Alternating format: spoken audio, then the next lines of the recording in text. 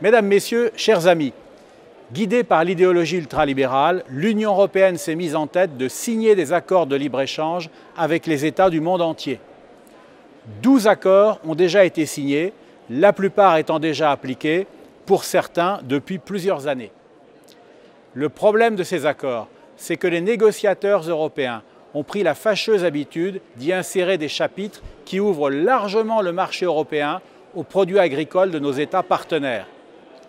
Il n'est pas excessif d'affirmer que l'agriculture y est traitée comme une monnaie d'échange ou, si l'on préfère, comme une variable d'ajustement qu'on sacrifie délibérément pour obtenir en contrepartie des garanties d'exportation des automobiles et des produits industriels et chimiques européens. En 2019, j'ai demandé des comptes à ce sujet à M. Phil Hogan, qui était encore pour quelques jours commissaire à l'agriculture en attendant de prendre son nouveau poste de commissaire au commerce. Il m'a répondu avec une franchise étonnante, en reconnaissant que mes craintes étaient fondées et que l'agriculture était bel et bien une variable d'ajustement. On ne fait pas d'omelette sans casser des œufs, a-t-il conclu avec une grande brutalité. La viande bovine est le secteur le plus sacrifié, suivi de la volaille en deuxième position et du sucre en troisième position. Mais presque tous les secteurs agricoles sont touchés.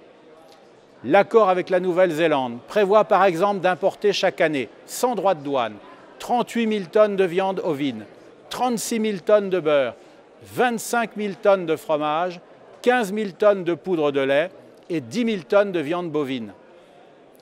Celui avec le Canada permet d'ores et déjà d'importer chaque année plus de 80 000 tonnes de viande porcine et près de 70 000 tonnes de viande bovine.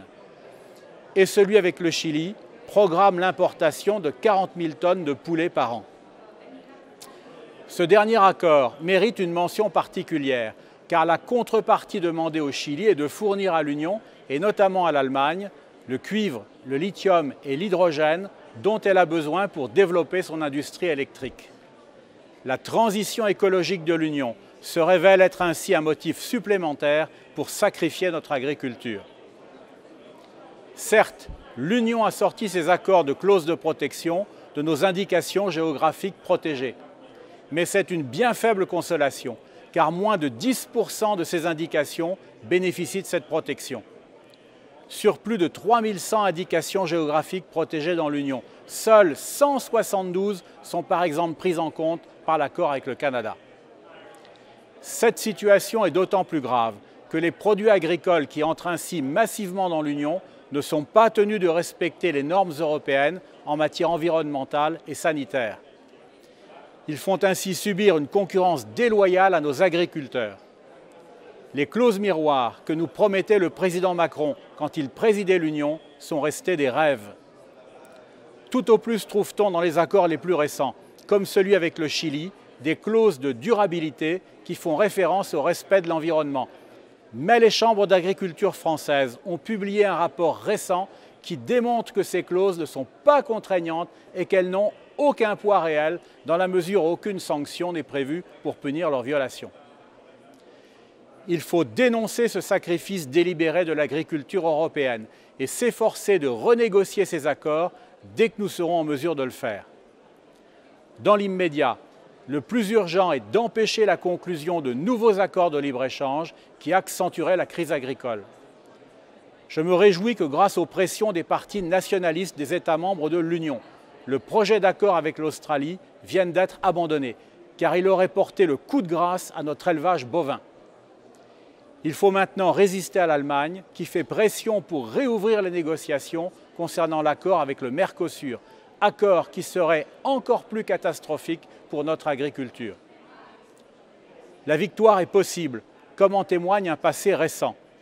En 2014, quand les députés du Rassemblement national ont été élus en grand nombre au Parlement européen, la Commission s'apprêtait à signer un accord de libre-échange avec les États-Unis.